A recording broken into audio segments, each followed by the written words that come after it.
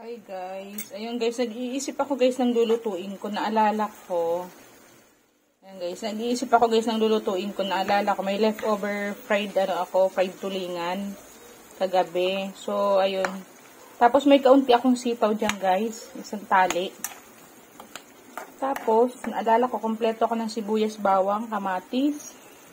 Ayan. Tapos may gata pa ko na tira doon sa curry chicken. Binili ko kasi guys yung gata, na siya. Napiga na ba? Pinapiga ko na sa market. Tapos pino-freezer ko na lang yun. Pag gagamitin sa ko papalambutin. Okay? So as you can see guys, ayan po.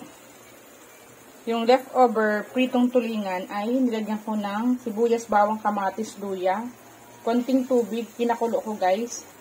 Tapos nang kumulo na siya, ayan, nilagyan ko na ng gata. So, boom, meron na akong gulay.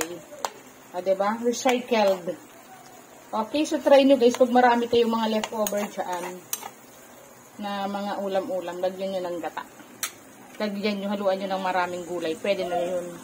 Lalagyan ko pa sana guys ng ng ampalaya. Kaso, sabi ko baka kulangin na yung gata. So, okay na lang yan.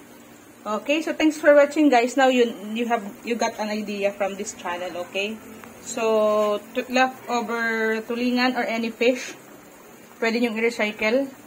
Kasi di ba nakaka-boring na kumain minsan ng mga prito-prito. Lagyan nyo na lang guys ng gata. Tapos maraming gulay. Sibuyas, bawang, kamatis, luya.